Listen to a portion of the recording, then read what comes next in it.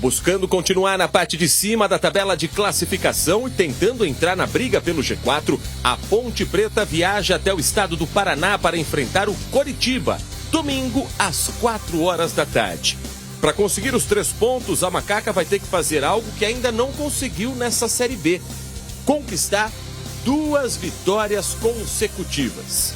Com uma ótima campanha dentro de casa, mas sem nenhuma vitória longe do majestoso, a alvinegra campineira ainda não embalou uma sequência de 2 vitórias na competição. E uma das características presentes nos triunfos dentro do Moisés Lucarelli são os golaços de fora da área.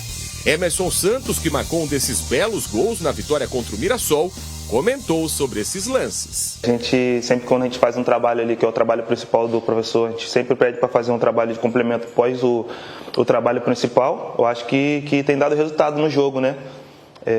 Feliz. Agora é continuar, não adianta a gente parar só porque a gente fez os gols. Atuando no meio-campo pontepretano, o volante estava presente nas últimas 6 vitórias seguidas da Ponte Preta dentro de casa. O atleta de 29 anos chegou na Macaca quando João Brigatti ainda era o comandante. E vê que há uma grande mudança quando Nelsinho Batista chegou, trazendo organização e posse de bola. Eu acho que a gente tá ficando mais com a bola, né? Eu acho que a gente não estava fazendo isso antes da chegada dele.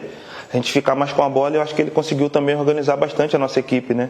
Você pode ver que onde está a bola, às vezes tem 2, 3 jogadores nossos brigando pela bola. A competitividade também eu acho que melhorou bastante. E eu acho que a gente tem que manter isso, cara. Manter isso, que eu acho que a gente está no caminho bom e a gente está só almejando subir cada vez mais. E para conseguir subir na classificação, assim como o Emerson citou, a equipe de Nelsinho Batista vai contar com o retorno do goleiro Pedro Rocha, que volta a ser titular, mesmo com uma boa atuação de Luan Ribeiro na última partida. Outro jogador que volta ao elenco alvinegro após suspensão é o zagueiro Matheus Silva. E em uma das raras vezes nessa Série B, e também no ano, a Ponte ainda não possui nenhum desfalque no confronto diante do Coxa. E claro que Nelsinho torce para que isso siga até o próximo domingo. Dessa forma, a Macaca deve ir a campo com Pedro Rocha no gol, Igor Inocêncio, Matheus Silva, Sérgio Rafael e Gabriel Risso formando o sistema defensivo. Castro, Emerson Santos e Elvis no meio-campo da Macaca, com Matheus Regis, Everton Brito e Gé, artilheiro pontepretano, fechando o ataque. Já o Coritiba, que demitiu recentemente Fábio Matias, trouxe Jorginho, velho conhecido da Ponte Preta, agora como treinador com a missão de tirar o Coxa da parte de baixo da classificação. A estreia de Jorginho no último sábado foi com uma derrota para o Botafogo em Ribeirão Preto por 2-0. A colaboração do torcedor, que eles acreditem, né? Eu falei uma palavra para eles e até no final de tudo aqui o Morelli falou, lembrou essa minha fala, que o melhor de tudo não é o início, mas é como termina. E nós vamos terminar na Série A. Contra a Ponte Preta, o técnico Jorginho ganhou 2 opções: o zagueiro Marcelo Benevenuto e o atacante Wesley Pomba. Ambos estavam suspensos e não atuaram na última partida. O jogo entre Coritiba e Ponte Preta acontece domingo, às 4 horas da tarde, com transmissão na tela da Band. Olha, a nossa arte colocou uma dúvida na lateral esquerda: Gabriel Risso ou Igor Inocêncio? Gostaria de saber se vocês concordam, porque é curioso, né? Porque o Gabriel Risso é o especialista da posição. E o Igor Inocêncio é o especialista da lateral direita. O Gabriel Risso não vai bem na lateral esquerda e o especialista da lateral direita vai muito bem na lateral esquerda. Quer dizer, vai entender, o futebol tem umas coisas que são inexplicáveis.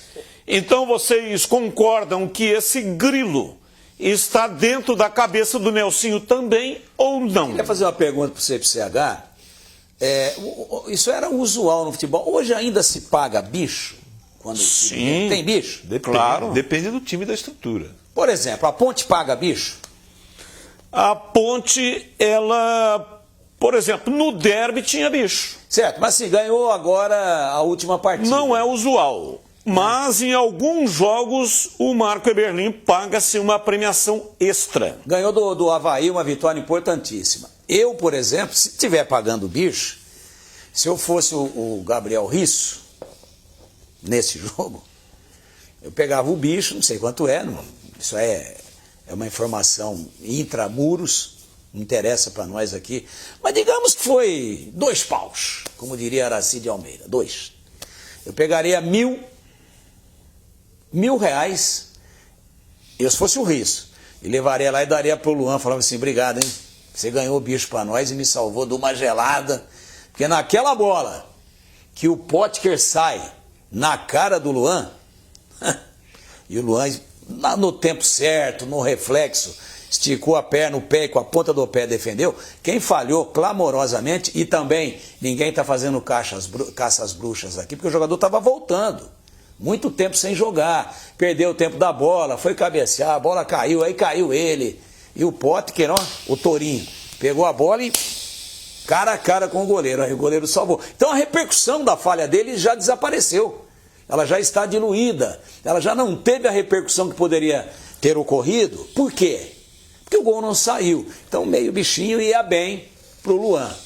Estou falando dessa falha humana e que pode acontecer com qualquer um do Risso, que aliás é muito bom jogador, para dizer que eu escalaria o Igor Inocêncio no lugar dele, até que ele recupere bem o ritmo de jogo, esteja mais em forma, com mais tempo de bola, que ali foi falta de tempo de bola, ele é bom jogador. Então eu colocaria o Igor Inocêncio na esquerda e o João Gabriel na direita, uma formação que aliás já ganhou jogos aí para a Ponte. Mas vai ser pressão. Sabe quantos pontos tem o Coritiba? 23. A Ponte tem 26. Só que o Coritiba é de uma capital grande. O Coritiba não entra em Série B para ser participante ou para permanecer. Ele entra para subir. Então a pressão que vai ter em cima da Ponte pela cobrança da torcida do Coritiba vai ser um negócio impressionante com o Jorginho agora, que conhece bem a Ponte. Mas se a Ponte for lá e jogar o jogo com a personalidade que ela mostrou contra o Sport, e tendo um pouquinho mais de perícia na finalização, ela pode conquistar a sua primeira vitória. O Batista, se o Nelsinho não decidir pelo João, tem alguma informação que nós não temos. Dentro do jogo, o Risso é o lateral esquerdo titular. Ele vai prestigiar o Risso, que não foi bem no último jogo. É verdade isso. Então, para escalar um outro jogador na esquerda, também depende do performance do João. Será que para o Nelsinho o João está pronto? Eu acho que está indo muito bem também.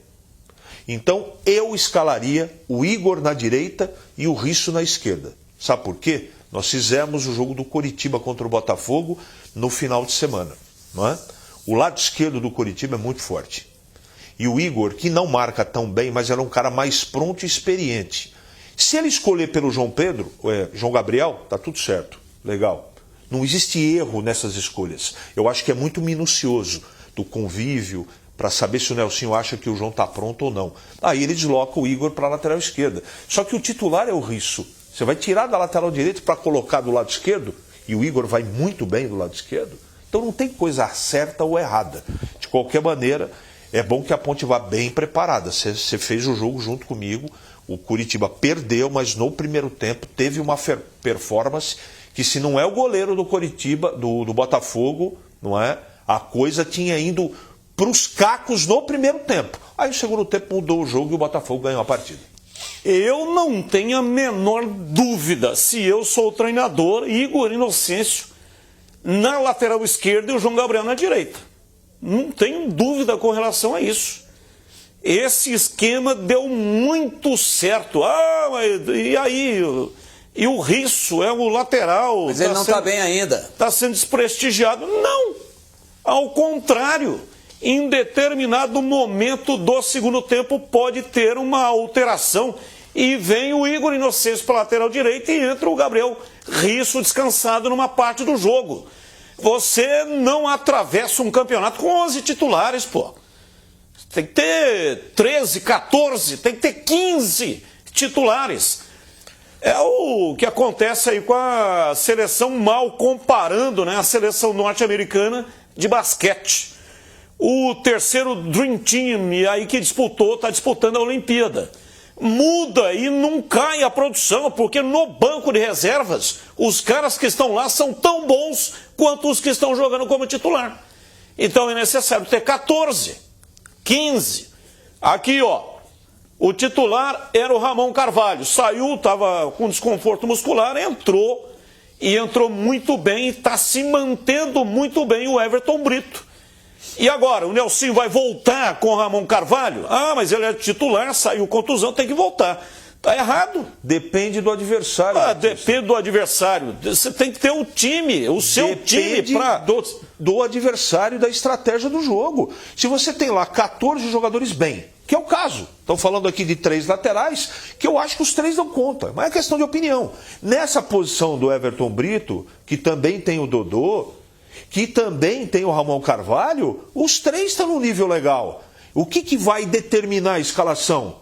Também o jeito do Coritiba jogar. É isso que eu estou querendo dizer. Além do adversário, você tem que... Isso aí é o treinador inteligente que faz. Ele não tem time pronto.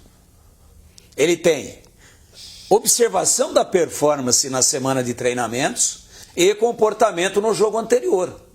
Por exemplo, se ele achar, Nelsinho, que contra o Avaí, não é? O jogador que ocupou a posição, que foi o Everton Brito, foi bem, e ele treinou bem a semana, não importa que o que era titular voltou e está em condições de ser escalado. Ele vai manter, precisa ver qual é a avaliação dele. E essa questão de como o adversário joga também é extremamente importante.